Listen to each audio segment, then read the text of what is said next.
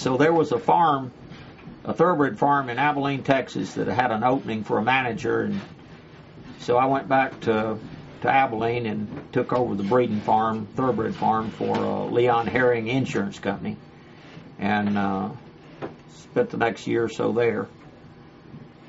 Then I went back to the track, worked the racetrack for a while, and went back to Vegas, and went up to Oregon for a while and worked with horses up there. And then I had an opening in Las Vegas, Nevada, and I came back and worked a couple of years in Las Vegas. And then there was an opening in Las Vegas. Let's see.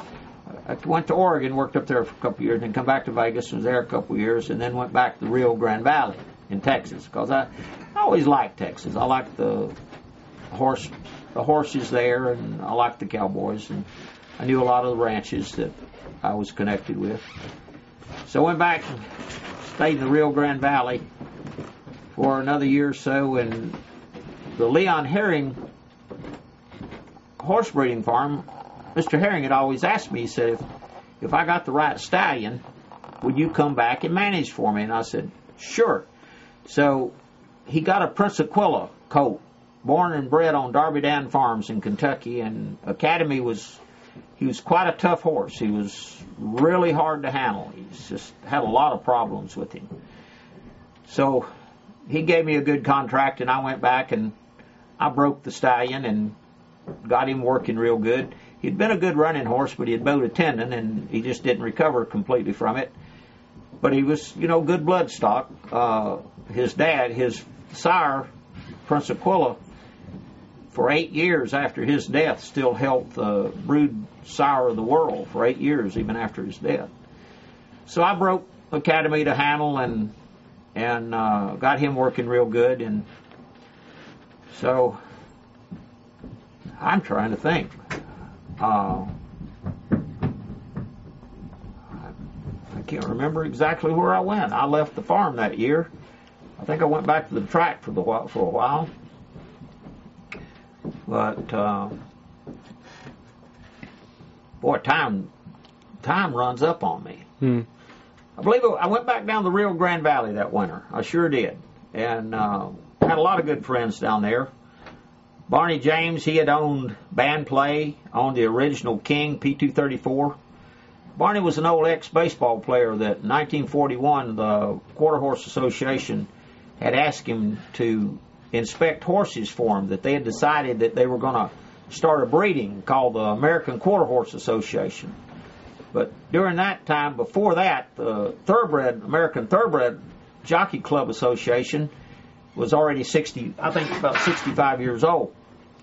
So Barney went to work for the Quarter Horse Association, and meanwhile, he had an unregistered mare, of course. There was no quarter horses registered at that time, and he bred the mare to a horse called Xantanon that was sired by Traveler. Traveler was a Jockey Club registered thoroughbred horse. So Barney went on the road, and after the foal was born, Jess Hankins took it and raised the colt. And when Barney come back, he was already a good working colt, a couple years old. So Jess said, well, if you're registering these other quarter horses, why don't we register this little old colt? And they called him King. So King P234. So they had already registered 233 horses before he even come home and registered his own horse. And at that time, stud fee on King was $10. And he sired a foal when Jess had him, and he sired a foal, and there was a Mexican fellow working for Jess, and he come in the house and he said, the mare's had the colt. Well, meanwhile, they had registered this mare and the rest of the horses that Jess had and Barney had, and they were all registered with the Quarter Horse Association. So Jess said, well, what does he look like? And the Mexican said, oh, Poco Bueno, pretty good. So that stuck. That was Poco Bueno's, where he got his name. Then in his lifetime, he sired 52 world champions, and no other horse ever has or ever will. But then King, the first breeding fees was $10, And before his death, it was closed book for 2,800, because Poco Bueno, his son, had done such great things it really run his value up. And meanwhile, that year that I was there, band play had been brought in. I mean, 3 bars had been brought into the Rio Grande Valley, and Hawk Cunningham had bred him to several of his mares. So I had a lot of 3 bars foals that I worked with, and Cunningham he was an old Cherokee Indian that grew up with Will Rogers out of Oklahoma, and made all his wealth working on the Hoover Dam or the Boulder Dam in Las Vegas, Nevada. And so he liked horses, but he couldn't stand to race them. His nerves just wouldn't hold up. I'd get them ready, but he'd never go to the track with them. But we had a racetrack there, and we would brush race them, but we never did.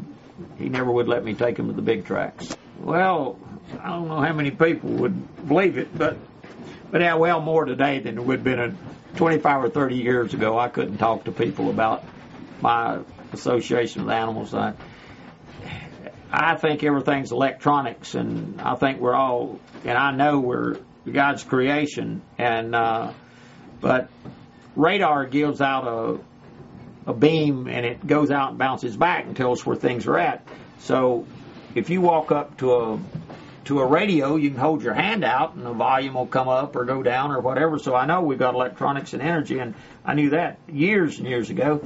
And when I'd walk in with a horse that wasn't broker trained, I could feel their energy, and I tried to walk into them and not break their energy field. So when I'm in a barn and there's wasp nests around, after I'm there a few days, and they get used to my energy and I get used to theirs, I can go up to a wasp nest and put my hand up, and the wasp will come off on it and never sting me, never bother me, and I can put them back and walk out.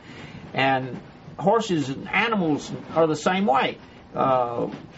Everything's got an energy and a mind, and if you can walk into that energy field, you find people that you meet one day and it feels like you know them forever. Well, you just intermingle with their energy. They understand where you're at, and you understand where they're at. And I learned with this energy field around these animals that when you were having a problem with them, I try to get far enough into their energy field that I can look back at myself, get my feedback from them, and it's like I'm looking at me through their eyes. And I kind of understand how they're looking at me and what they expect out of me, and then I pretty well know what to do and what not to do. And every animal's got an action or a reaction. So when you're standing in their energy field, you can tell when it shorts out. You can tell when they're starting to resent you. So just back out, let things settle down, and go back in again. And I'm sure people were probably the same way. People are a little bit harder to read than animals because they've got a free will mind that they can make up their mind whether they want to deal with you or want to be around you or